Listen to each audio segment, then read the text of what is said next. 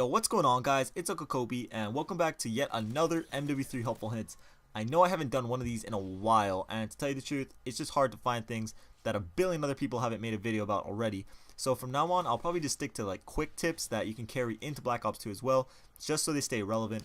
However, I will continue to make spots videos if I feel they are worthy enough to share, in this late stage of the game. But nonetheless, in today's video, we're going to be talking about snaking. Now, some of you may or may not know what snaking is, but I'm sure all of you have done it at some point without even realizing it.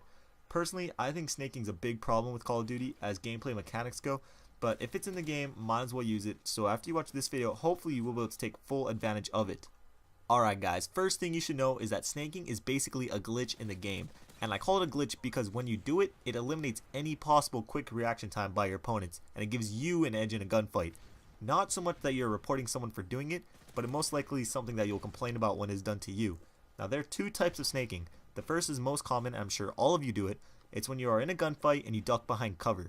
But before you come up, you are already holding down that left trigger button, so when you do come up, you're ready to take your opponents out.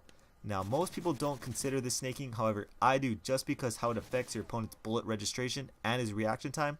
I don't think I need to spend any more time on this, because most of you do it by impulse already. But the other form of snaking is a little different, and is actually best used to take people off of head glitches. Like the last example, your opponent will have virtually no time to react, and in his screen, his death will be near instant. What you guys are looking at right now is me snaking, and as you can see, this is where it gets its name from. When you snake, you're basically slithering across the ground. Most of you are probably thinking right now, well, what the hell does that do? That looks pointless. But trust me, if you get it lodged into your muscle memory, it will help you win a lot of gunfights. The way I most often use it, and I think is the most useful, is to take people off of head glitches.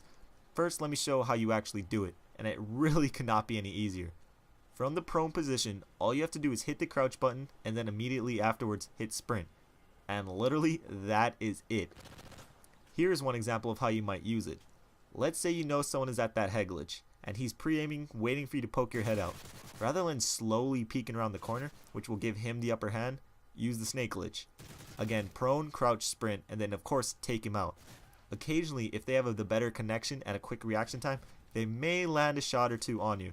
However, no matter what, their first couple bullets will not register, giving you the advantage every time. In this example, your opponent has you trapped in a corner, and he's just laying there prone, waiting for you to come out. This time, I'm going to be a little fancier and add a jump after the snake, which looks something like this. However, in his screen, it looks like this. On a side note, if you're a really gnarly sniper, I recommend trying to add like a 360 at the end of it. I tried like a bazillion times, but I suck at sniping, so I can never hit the shot.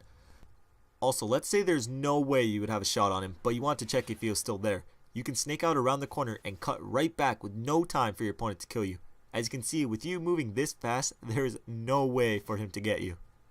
But anyways, keep in mind that this is just something to have in your back pocket or up your sleeve for whenever the opportunity calls for it.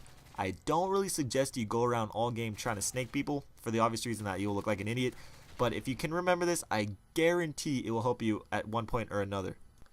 That wraps up this episode of Helpful Hints. I hope you enjoyed this quick little tip, and if you did, please show your support by giving it a rating down below, and let me know in the comments if you already knew about this and if you use it while playing. Also, just a heads up, no one has guessed correctly on the current weekly giveaway, so if you haven't checked that out, click the annotation on screen. And if you did already, I'll give you 3 more guesses, so go take advantage of that. I want to be able to give some prizes away come next Saturday. On Friday should be another Helpful Hints, and until then will be a plethora of awesome videos. I don't know if that's how you say that, but anyways, if you're new and like what I do, hit that subscribe button. This was Uncle Kobe. Until next time, I love you all, and peace.